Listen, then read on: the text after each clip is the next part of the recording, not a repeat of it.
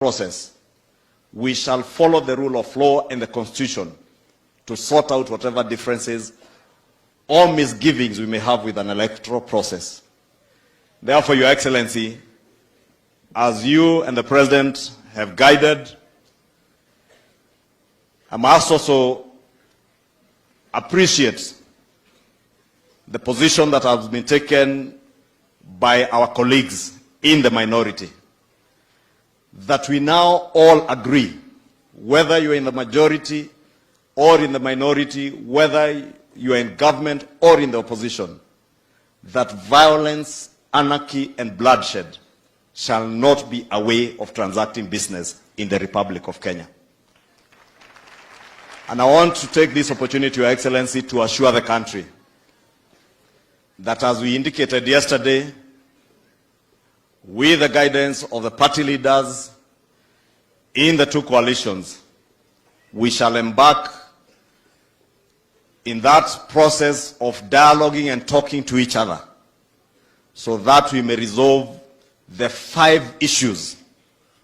that we indicated as the agenda of that committee that we will set up. That, Your Excellency, is not to say that Senator Karongo, Your Excellency, as Senator Karongo has said, let me also use the words of Bishop Mulwa, who is my very good friend, who gave us a very good sermon this morning. That indeed, Bishop, as you said, there is nothing Christian in selling each other stones, whether it is 20 shillings or 50 or 100 shillings. And the demonstrations we have witnessed in this country over the last few weeks and months, Bishop, you've asked us a very critical question, whether in a country that professes that 80% of us are Christians, whether we want to engage each other in demonstrations that turn out to be violent, end up with bloodshed, with loss of life, with massive destruction of public and private infrastructure and property. And Bishop, let me confirm to you, as we communicated yesterday between myself and the leader of minority, we have engaged, as the church has often called on us as leaders to engage, and we have made a conscious decision that we shall no longer in this country use violence, anarchy, and bloodshed as a currency for negotiating political power. That we must live and abide by the rule of law and our Constitution, that we must make determination of how we govern our country at the ballot box, on the day of elections, and the day elections are announced. If any one of us has a grievance from an electoral process, we shall follow the rule of law and the Constitution to sort out whatever differences or misgivings we may have with an electoral process. Therefore, Your Excellency, as you and the President have guided, I must also appreciate the position that has been taken by our colleagues in the minority, that we now all agree, whether you are in the majority or in the minority, whether you are in government or in the opposition, that violence, anarchy, and bloodshed shall not be a way of transacting business in the Republic of Kenya. And I want to take this opportunity, Your Excellency, to assure the country that, as we indicated yesterday, with the guidance of the party leaders in the two coalitions,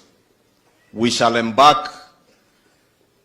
in that process of dialoguing and talking to each other so that we may resolve the 5 issues that we indicated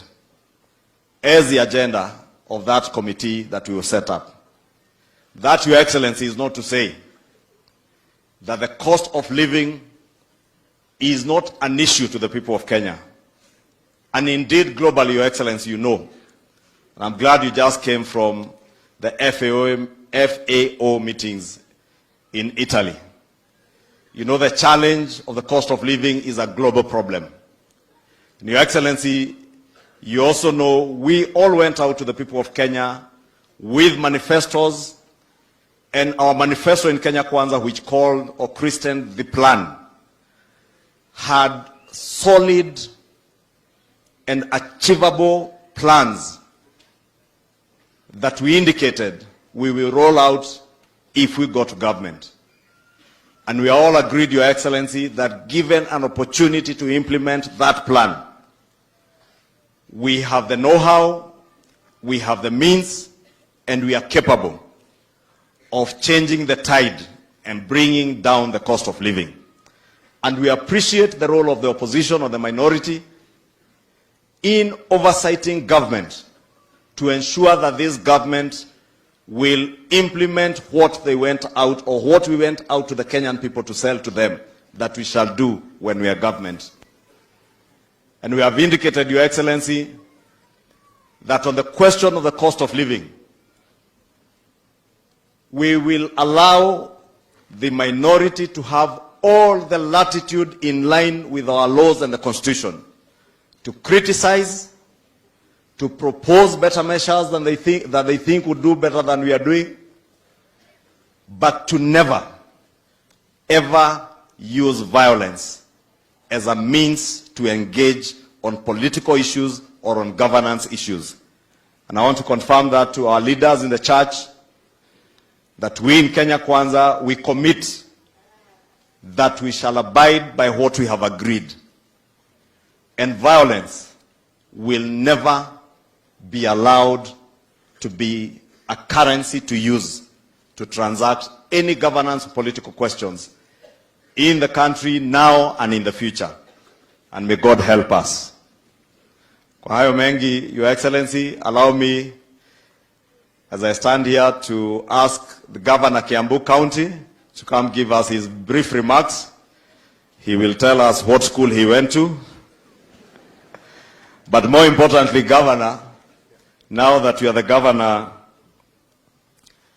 of Kiambu County that hosts the Alliance High School, we look forward to support from the county government of Kiambu. And I'm sure you walked with us through the schools, through the school infrastructure, and you have seen the challenges that we have. And there are some that will be looking up to you, and I'm sure the Chief Principal and the board have been engaging you on these issues. I will ask you, Governor, to recognize the Speaker and the MCAs who are present, but allow me to recognize our MCA Kikuyu Ward, because that is the MCA who hosts the Alliance High School, MCA James Kamau. Governor will introduce the others just in the place where they are. Karibu.